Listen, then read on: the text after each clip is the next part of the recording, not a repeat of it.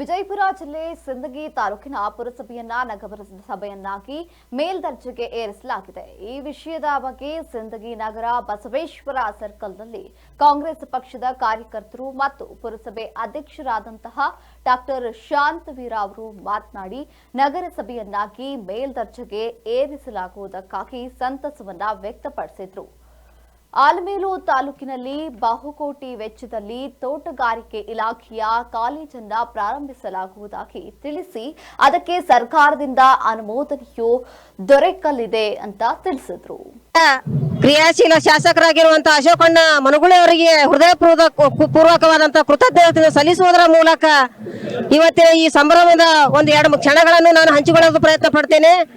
ಯಾಕಂತಂದ್ರೆ 2023ರಲ್ಲಿ ಏನು ಚುನಾವಣೆ ಒಳಗ ನಮ್ಮ ಶಾಸಕರು ಈ ತಾಲೂಕಿನ ಜನತೆಗೆ ಆಶ್ವಾಸನೆ ಏನು ಕೊಟ್ಟಿದ್ರು, ಆ ಒಂದು ಆಶ್ವಾಸನೆಯನ್ನು ಹಂತ ಹಂತವಾಗಿ ನಮ್ಮ ಮನೆ ಬಾಗಿಲಿಗೆ ತಲುಪಿಸುವಂತ ಕೆಲಸವನ್ನು ಯಾರು ಮಾಡುವಂತ ಒಂದು ನಿಟ್ಟಿನಲ್ಲಿ ಸಾಗುತ್ತಾ ಇದ್ದಾರೆ ಅಂತಂದ್ರೆ ಅದು ಅಶೋಕಣ್ಣ ಮನಗುಳೇರ್ ಅಂತ ನಾವು ಹೆಮ್ಮೆಯಿಂದ ಹೇಳ್ಕೋಬೇಕಾಗ್ತದ. ಯಾಕಂತಂದ್ರೆ ಒಂದೇ ಅಲ್ಲ, ಇದೀಗ ಏನದ ನಮ್ಮ ಬ್ಲಾಕ್ ಅಧ್ಯಕ್ಷರು ಹೇಳಿದ ಹಾಗೆ ಆಲ್ಮೇಲೆ ಭಾಗಕ್ಕೂ ಹಾಗೂ ಸಿಂದಗಿ ಭಾಗಕ್ಕೂ ಎಲ್ಲರೂ ಏನದ ಒಂದು ತಲೆ ಎತ್ತಿ ನೋಡುವಂತ ಒಂದು ದೊಡ್ಡ ಕಾಮಗಾರಿಗಳನ್ನ ತರ್ತಾ ಇದ್ದಾರೆ. ಯಾಕಂತಂದ್ರ ನಾವು 10 ವರ್ಷ ಏನದ ಈ ಒಂದು ತಾಲೂಕಿನ ಅಭಿವೃದ್ಧಿಯಿಂದ ವಂಚಿತರಾಗಿದ್ದೀವಿ. ಇತ್ತೀಚೆಗೆ ಏನದ ಈ ಅಭಿವೃದ್ಧಿಯನ್ನು ಕಾಣುವಂತ ಕೆಲಸ ನಮ್ಮ ತಾಲೂಕು ಮಾಡ್ತಾ ಇದೆ. ಅದಕ್ಕೆ ಕಾರಣೀಭೂತ ಯಾರಾದ್ರೂ ನಮ್ಮ ಅಶೋಕಣ್ಣ ಮನಗುಳೇರ್ ಅಂತ ಹೇಳ್ಬೇಕಾಗ್ತದ.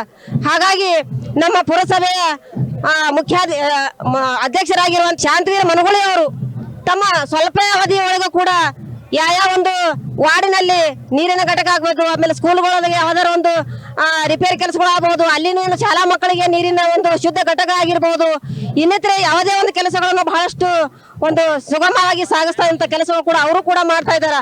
ಹಾಗಾಗಿ ನಮ್ಮ ಪುರಸಭೆ ಏನು ಇತ್ತು ಈ ತಾಲೂಕಿನಲ್ಲಿ, ಈ ನಗರದಲ್ಲಿ ಆ ಒಂದು ಪುರಸಭೆಯನ್ನು ಮೇಲ್ದರ್ಜೆಗೆ ಒಯ್ಯುವಂತ ಕೆಲಸ ಏನದ ನಮ್ಮ ರಾಜ್ಯ ನಾಯಕರಾಗಲಿ ಅಥವಾ ಏನದ ನಮ್ಮ ತಾಲೂಕಿನ ಶಾಸಕರಾಗಲಿ ಎಲ್ಲರಿಗೂ ಒಗ್ಗಟ್ಟಾಗಿ ಆ ಕೆಲಸವನ್ನು ನಮ್ಮ ತಾಲೂಕಿಗೆ ತಂದಿದ್ದಾರೆ.